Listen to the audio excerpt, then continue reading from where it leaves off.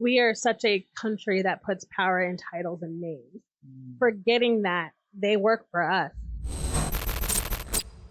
The whole point of this kind of gathering or conversation, if you will, is to really talk about from a local perspective what's going on, the current climate and the different communities that we represent, and also why is important to vote. Not only why is it important, but how the system works, and kind of just empower ourselves to be able to make semi-informed decisions, right? Because we're not going to know everything. It's a lot to know.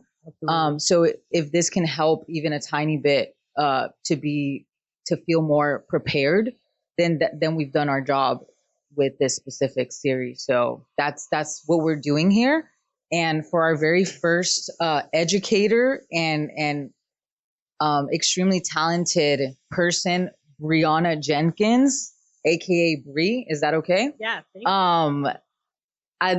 you. She's going to be the first one kind of kicking this off as far as the why and what's really happening in the Austin community when it comes to BLM and kind of everything around that. She has been given the title the love child of Oprah, Beyonce, and Michelle Obama, which is wow. That's pretty awesome. Triple threat. Lot of pressure. Triple threat right there. Briona Jenkins is a public speaker, activist for the LGBTQIA plus female and people of color communities, and has years of experience using her platform to evoke change. So anyway, Bri, thank you so much for being here. Tell us what's up. Yeah. First, I'm really excited to be the first one, because if you're the first, no one can judge you. So here I am. Bri, my pronouns are she, her, hers. I've lived in Austin since 2016. I'm originally from Connecticut. I moved here, like I said, in 2016. My background is in nonprofits. I've done nonprofit work for the last 8 years, ranging from working with people who are experiencing homelessness to children who have autism, doing affordable housing and being an on-site case manager. And then for the last 3 to 4 years, I've been working in fundraising. I recently got furloughed from the job I was working at, where I worked at a company that was focusing on voter registration. And so I got furloughed at the beginning of May. Now we're in June, but this last month has been like a blessing in disguise. I've been able to be on a lot of podcasts and panels, virtual speaking engagements. So, really allowing this time in COVID and like the in-between to kind of figure out what I want to do. Really working right now on consulting from a fundraising aspect. So helping nonprofits with their fundraising efforts. And when I'm not doing all that work, like I said, activism, public speaking, I also host my own podcast called The Tea with Bree, where I interview and realistically just have a conversation with a different guest every week. But my guest gets to pick the topic, which I think is a really fun take. And, I started the show because I feel like as friends and people who know each other, it's usually like those surface level conversations. We never go deep. Mm-hmm. So with my show, as you mentioned, I'm like trying to be Oprah's prodigy. So with that show, my guest picks the topic and we just sit and talk for an hour about whatever they want. So on Thursdays are that regular feed. But over the last couple of months being in COVID, I have Small Cups of Tea, which is where I interview people and ask how they've been responding to COVID. And then on Tuesdays now I have The Kettle is Hot, which is me interviewing someone about how Black Lives Matter events are really affecting them. So I've talked to a number of people of what it means to be Black, what it means to be Black and in Texas, what it means to be, involved in this movement, what defunding the police means. And I'm really excited about that. And recently I interviewed Council Member Jimmy Flanagan of District 6 in Austin and Madeline Eden, who is running for House District 17 here in Texas. So really just like y'all are doing with this show, trying to give platform and space and information that is palatable and easy to digest and take in and, have conversations about and around, and just challenging people to think outside their boxes, diversify who's in their circles, challenge their thinking. So that's amazing.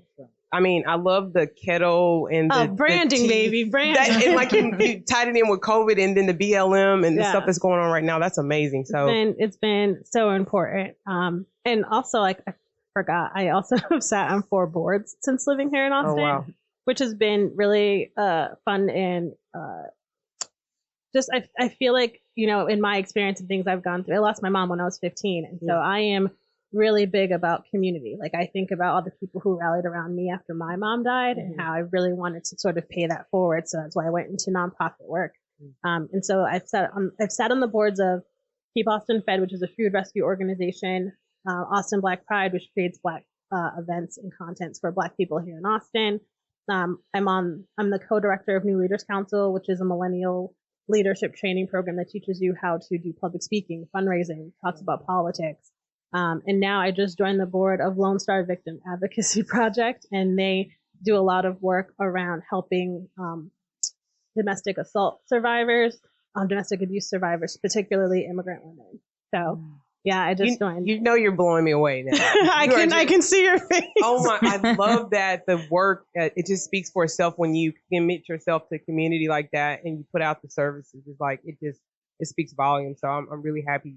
Austin has the most nonprofits per capita than any other city in the country. Like we have the most nonprofits for the size of our city. So there's a lot of people out there doing good work. If you want to get involved, do a quick Google. I've been saying if you can find the nearest coffee shop, you can find how to help and get involved. So yeah. It's just amazing what a phone can do, right? When you can record something and people be instantly connected to that, right? Because they now see the tragedy that's happening. They feel it and watching it ignite what it has done. And also Breonna Taylor, Tony McKay, or McDade, I believe, and the countless others. How does that really affect this moment? Yeah, I think the biggest thing about all this is we are still in the middle of a pandemic, right? It's like we're all still inside trying to stay safe and healthy and the best that we can.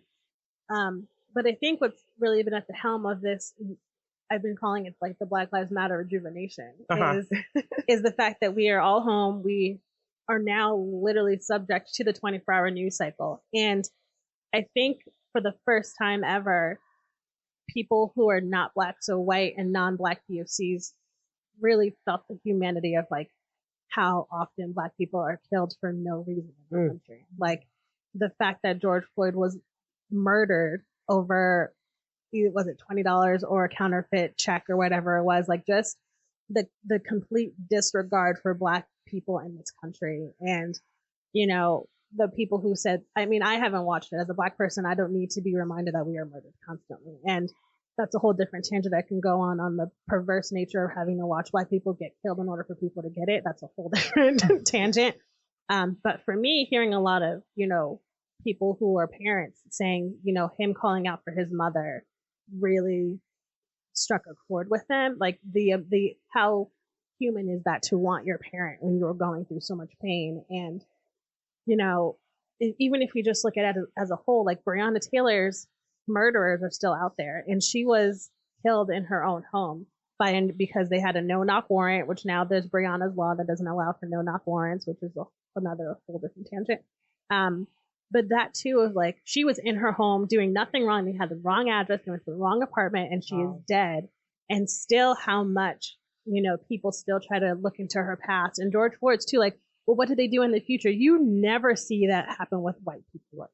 It's always like, you know, they made a mistake. They didn't deserve this. But Black people, they always try to make us look bad and justify our death so that it's not something they talk. It's like trying to like brush it under the rug.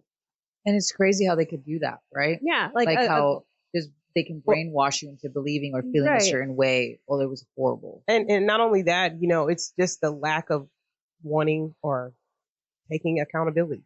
It's easier to find something wrong when you've murdered a Black person that they've done in their past than to say, you know what, this needs to stop. Like, this is wrong, you know, but to find fault in the person or the victim, it's easier for you to kind of not take accountability. And the amount of power we give to police, like even to, I was listening to something the other day, it was either on The Guardian or another thing I found on YouTube, but between 2013 and 2019, 99% of murders that have happened by police have not been brought to a conviction.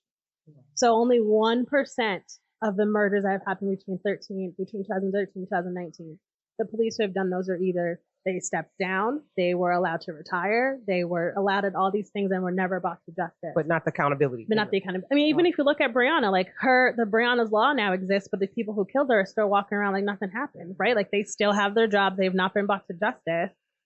But, there was this thing yesterday in the news how here in Texas, they are changing how they refer to the master bedroom in houses and now just calling it like the large bedroom, where we see all this performative allyship, right? Of these these big cities writing, no shade to Austin, but like writing Black Lives Matter on the street, like the murals. But we Black people are just asking you to stop killing us. We aren't asking for all of this fluff, essentially. We are asking that you stop walking into our homes, walking into our communities and killing us. But you are saying, but instead of doing that, let's just give you like a pretty picture to look at instead of actually doing the work to dismantle the system that is in place. Absolutely. And I think that, us being so, especially Raasin and I working in the art community, specifically very embedded in that world where we believe art can heal. It's beautiful, to see these things. I think that it keeps the momentum going, but the real change, this is the meat, right? This is why we're doing this, because the real change is going to happen in the council meetings. And that leads me into the next question, which is, why is it important to show up to these council meetings? I think a lot of people put a lot of power in titles, right? Like if we think of, council member, blah, blah, blah, or the mayor of X city. We are such a country that puts power in titles and names, forgetting that they work for us. Our tax dollars pay them. They have to answer to us, which is why city council members always like email us, call us, because they legally have to answer us. But don't they make it difficult to like call them and email them? So that's the caveat of all this, is that you can email them, but eventually their inboxes will get full, their voice messages will get full. So this is why city council meetings are so important, because you can get on the list to make a statement. And here in Austin, it's either between 1 and 3 minutes, depending on when you get selected. But I know we had 2 in the last month. The first one I listened to for that month, they took testimony. So the meeting started at, I think, 3 p.m. They took a break at 5 for dinner, came back at 6, and they still had 6 hours left for testimony to do. That was like an 8-9 hour long call, because they had over 300 people calling for the 1 minute slot. So you had 300 people speaking for 1 minute each. And each person has to go? Each person gets the chance to go. So you get to sign up and say that you want to speak. And what's happening during the time that they're speaking? Are the council taking notes? Council has listen to every call.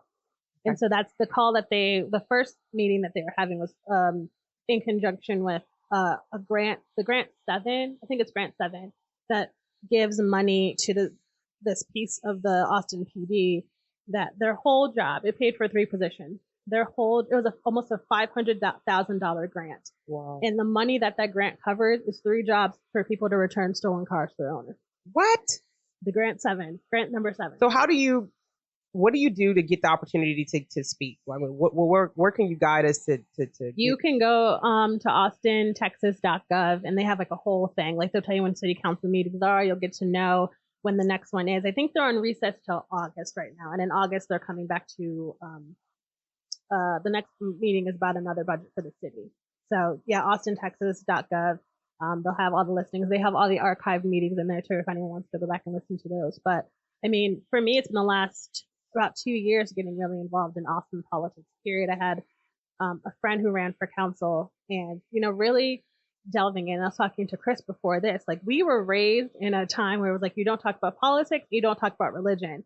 And if you just look at that and how systematically they just don't want us to be educated, specifically people of color. Because the more you know, the more you get to talk and have conversations like this. And that's power. And get people, yeah, exactly. So they wanted you to have like this societal thing ingrained in, like, don't talk to your friends. It's going to make other people uncomfortable. And I've been saying, and it's funny, I did a panel like a month ago, and a thing I said now, like my friend has made it into like my Facebook banner, and a woman used it at her protest, but I have always said that change happens in the uncomfortable places. We can't stay comfortable. And I think that's also a really big reason why everything's changing now, is because white people are getting uncomfortable. They are really having to check that privilege and really take apart what white privilege means. Because a lot of white people don't get it. Like, well, I'm white, but I'm poor. I'm white and I'm not educated. I'm white and blah, blah. I'm like, but you're missing the thing. You're white.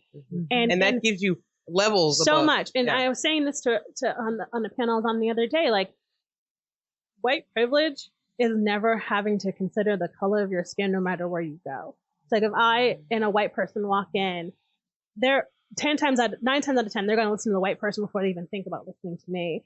Or we can walk in with the exact same resume. There's a scientific study. If you put a white name versus a black sounding name on a resume, 9 times out of 10, the white name will get chosen. It could be the exact same resume, but just the name being changed, the white person will get called first. Or a friend of mine was buying her house in San Antonio, and she was really, really, really, really vehement about having a black realtor. And so she bought her house, and her neighbors bought their house. Her neighbors had a white realtor.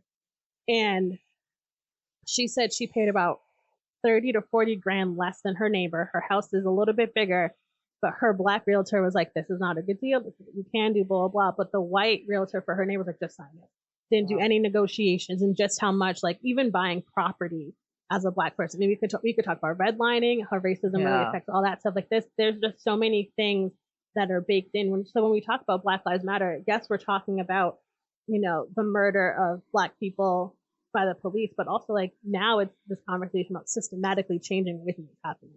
I'm interested to see, how is that going to impact council? I know it's got to be doing something here.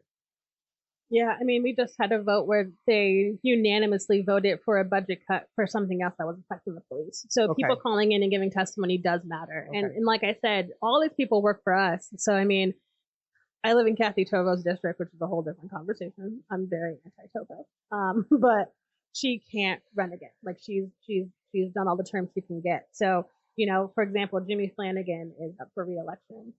So him and I have been having conversations about that. And, if we look at the people so let me back up. So Grant 7 was, so the way city council is like there's 10 districts. It's a 10-1. There's 10 districts and then the mayor.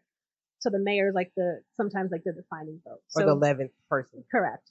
So the 10 districts get to vote first. So if it's even, the mayor is that 11th vote. So with the Grant 7, it was 7-4. And the 4 who voted no were Delia Garza, Greg Casar, Natasha Harper Madison, and Jimmy Flanagan. So 3 people of color and a gay man voted against funding the police with that grant. The other 7, including the mayor, voted to give them that grant. So just thinking about that and like the amount of phone calls that came in saying, like, for the 7 who voted yes to giving the money, it's like, you are put on notice. Like, this is unacceptable. And how many people are really paying attention and saying, this is not okay. We voted you in, we will vote you out. And it's the same thing, people need to get really educated on local elections. So important. Like, a lot of stuff that happens within your community happens on a local level. Really paying attention to what's going on and how important council is and local elections are. And, really knowing the people in your community. Information overload is very real. Yeah. And it's something that I don't know of anyone that's not experiencing that at some level. So what would you say if there was only 2 things that people should be focusing on, at least to start, and then kind of like level up from there or expand from there? What would be those 2 topics?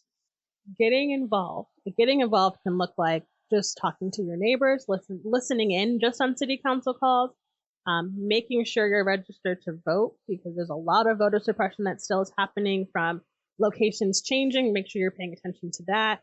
Probably my top 2. Register to vote. Make sure you know what is going on in your local elections. Knowing when your elections are. I think you have blown me away, and I know us away, Kris away. We can't thank you enough. I'm not even going to do takeaways. You have just really educated everybody in this room and everybody that will be listening and watching this. Kris and I thank you. This is why we created this series. Bree, you are my shero. I mean it. I'm honored. That means a lot. Oh, thank you. And so again, thank you guys for tuning in, and we'll see you in a bit.